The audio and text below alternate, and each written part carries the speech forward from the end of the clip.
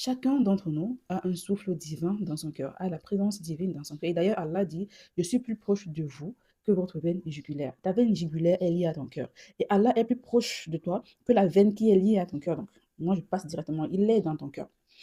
Donc, quand tu te déconnectes, quand tu arrêtes de parler à cette part de toi, à cette partie intérieure de toi, en fait, tu te déconnectes. Et quand tu te déconnectes, tu es anxieux, tu es dans la dépression, tu es nerveux, tu as peur du futur, tu te sens perdu, tu n'as pas confiance. Tu penses que, en fait, tout ce que tu as viendra de ton effort à toi, tout seul. Like, you are making your life.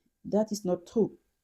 C'est pour ça qu'on se retrouve, même quand on a les résultats physiques, même quand on a les résultats pour lesquels on a travaillé, parce que ce n'est pas parce que tu n'es pas connecté à Allah que tu n'auras pas les résultats. Même en ayant les résultats là, tu te sens quand même like a shit. Tu te sens quand même perdu. Tu ressens quand même ce vide intérieur là. Parce que nos âmes sont, comment dire, ne sont pas juste des récepteurs. On n'est pas là juste pour recevoir l'abondance. Mais notre âme, nos âmes ont besoin de créer. Ils ont besoin d'être des co-créateurs de notre vie pour se sentir complète.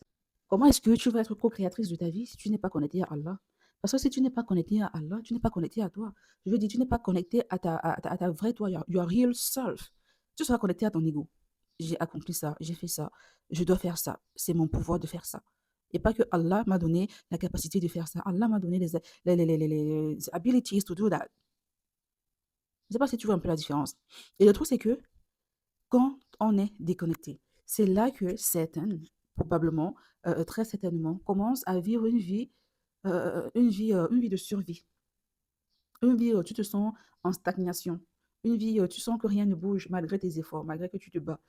Et tout ça, ça arrive tout simplement parce que tu es en fuite d'énergie. Tu es constamment en fuite d'énergie. Tu n'es pas connecté à Allah, tu n'es pas connecté à ta vraie personne, tu n'es pas connecté à ta part intérieure, tu es en fuite d'énergie parce que tu poursuis le monde. Et le monde a tellement de bruit, le monde a tellement de distractions, le monde a tellement de facteurs énergivores. Et là, tu te sens vidé, tu ne sais pas par où donner de la tête. Commence par te réconcilier avec toi-même, commence par te réconcilier avec Allah. Reprends ton discours intérieur, revois ta part intérieure pour avoir plus de sérénité dans ta vie, tout simplement.